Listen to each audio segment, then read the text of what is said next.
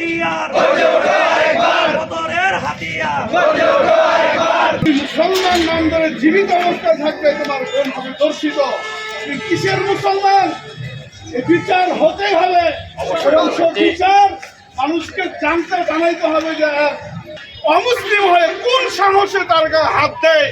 এটা আমাদের দেখার আছে, এটা আমাদের প্রশাসনের কাছে আমরা জানাই। আজকে যদি আপনার মেয়ের এই অবস্থা হতো, আপনার ঘুম হারাম হয়ে যেত, আমাদের ঘুম হারাম হয়ে গেছে। এরকম অবস্থায় চলতে দেওয়া যায় না।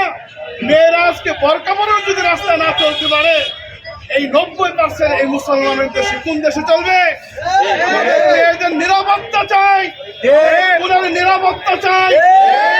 সকলের কাছে এইটাই দাবি, এটার যথা উপযুক্ত এবং দৃষ্টান্তমূলক শাস্তি চাই।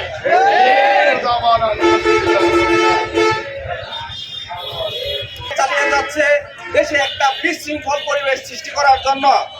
এই পায়তারা কোনোভাবে আর চলতে দেওয়া যায় না।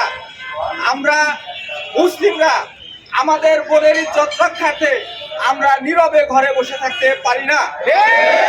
আমরা প্রয়োজনে এর যথাযথ বিচার দাবি করছি, জোরালো বিচার দাবি করছি। যদি বিচার আমরা না পাই, তাহলে আমরা আমাদের নিজেদের মতো ফয়সালা তৈরি করে নিব ইনশাআল্লাহ।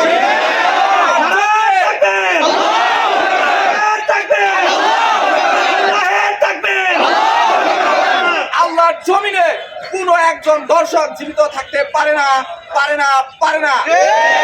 এর শাস্তি অবশ্যই হতে হবে ইনশাআল্লাহ। আল্লাহ খায়রান।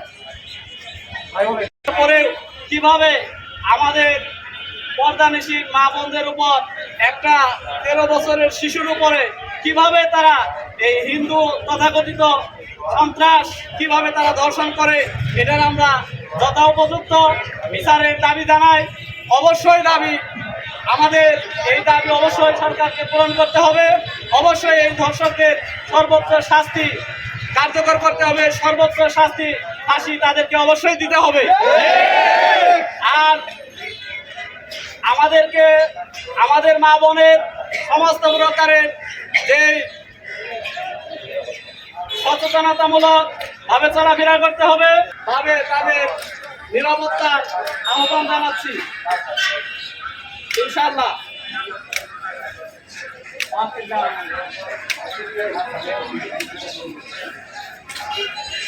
দৈনিক আজকের বাংলা .net